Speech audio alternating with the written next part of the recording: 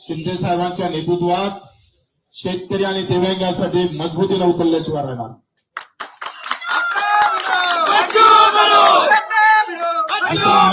प्रामाणिकपणे तेवढ्याच ताकदीने राजकारणात आता आमचा इथून इकडे प्रवास शिंदे साहेबांच्या नेतृत्वात शिवसेनेत राहणार आहे.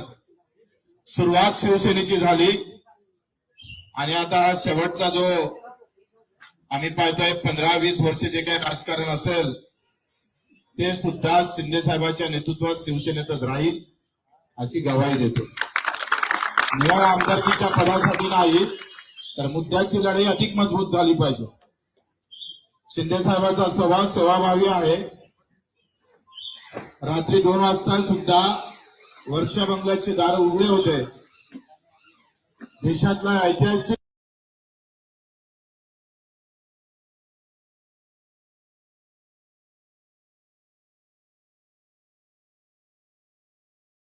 निर्णय दिव्यांग मंत्रालय देण्याचं काम केलं.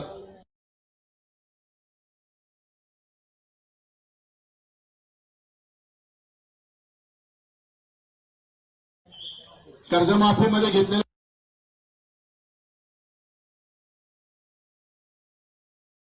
मोठा पुढाकार निश्चितच शेतकऱ्यांना दिलासा देणारा आणि म्हणून निवड पद नाही तर विचार जुळणं महत्वाचे असतं आणि विचारासोबत कर्तृत्व महत्वाचं असतं.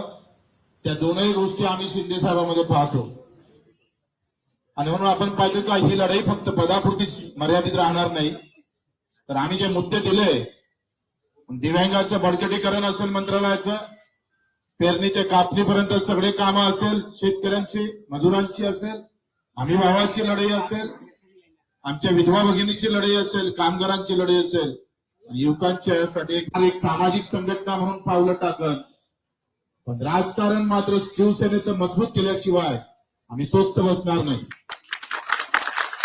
या महाराष्ट्राच्या कानाकोपऱ्यात जिथे जिथे उभं करता येईल शिवसैनिक उभा करू आणि तो शेतकऱ्यांसाठी, खऱ्या अर्थानं मजुरांसाठी, वंचितांसाठी आणि अनेक द्रुत सेवेसाठी जो छत्रपती शिवरायानं जो विचार ठेवला होता, आखरी हे राज्य रयतेचं आहे. ते रयतेचं राज्य पुन्हा निर्माण व्हावं आणि त्या सर्वोच्च गादीवर पुन्हा आम्हाला शिंदे साहेब दिसावं यासाठीच आमचे प्रयत्न राहणार आहे. म्हणून मी आपले आभार मानतो शिंदे साहेबांचे. आखरी त्यांच्या नावाचा एकनाथ आहे आणि अनाथांचे ते नाथ पण आहे. तोच एक विचार घेऊन आम्हाला समोर जायचा आहे. मी आपले मनपूर्वक आभार मानतोय.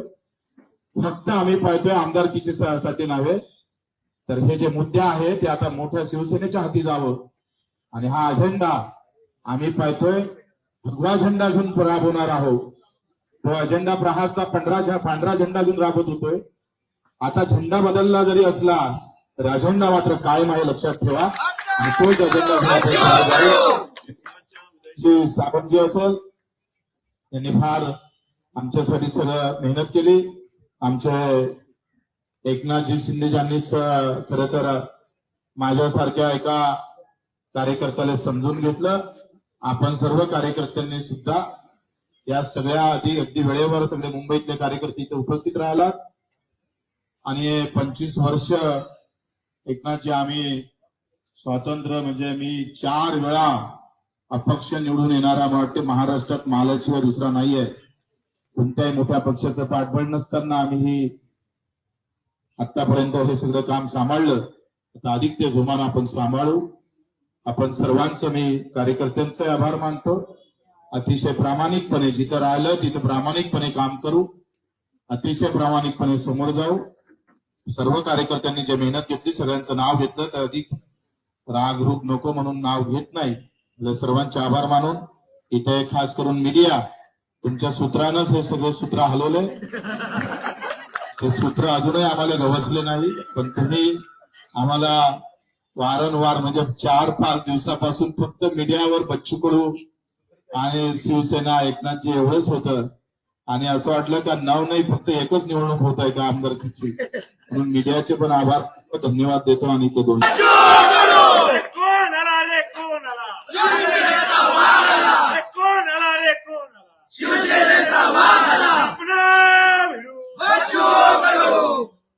छत्रपती शिवाजी महाराज की जय भवानी। आज बच्चू कडू एक कडवट कार्यकर्ता, एक सर्वसामान्यांचा नेता, दिव्यांगांसाठी झटणारा, शेतकऱ्यांसाठी, शेतमजुरांसाठी, ज्यांना घरं नाहीत, पालीच्या घरात राहतात अशी लोक, गौर गरीब, शोषित, पीडित, दलित सगळ्यांसाठी आंदोलन करणारा, म्हणून गोर गरिबांचा आंदोलक नेता म्हणून बच्चू कडू यांची ओळख आहे। त्यांनी आज त्यांच्या असंख्य कार्यकर्त्यांसह, मुंबईतले सर्व प्रमुख पदाधिकारी आहेत, बाहेरचे कोणीच नाहीत, आता ते मेळावा घेतील। कारण आपण पाहतो की जेव्हा जेव्हा आंदोलन मोर्चे निघाले तेव्हा ती ताकदही पाहिली। शेतकऱ्यांसाठी कर्जमाफीचाही मोर्चा आपण पाहिला आणि मी मुख्यमंत्र्यांना सांगितलं की आपल्याला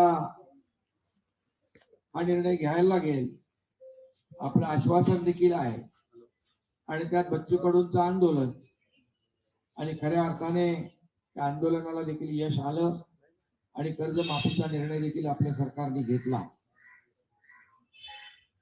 असे अनेक निर्णय आपण घेतले। यामध्ये दिव्यांगांसाठी खऱ्या अर्थाने लढणारा, झटणारा नेता म्हणून बच्चू भाऊ तुमची ओळख आहे। तुम्ही आज शिवसेनेमध्ये तुमच्या असंख्य लोकांबरोबर प्रवेश केला, तर त्याबद्दल मी तुमचं मनापासून शिवसेनेमध्ये स्वागत करतो। तसं तुमचं काय शिवसेना तुम्हाला नवीन नाहीये, तुम्ही मूळचे शिवसैनिकच आहात। 25 वर्ष प्रहार सामाजिक संघटना आपण या ठिकाणी त्याचं काम केलं आणि आज पुन्हा स्वगृही शिवसेनेमध्ये आपण आलात।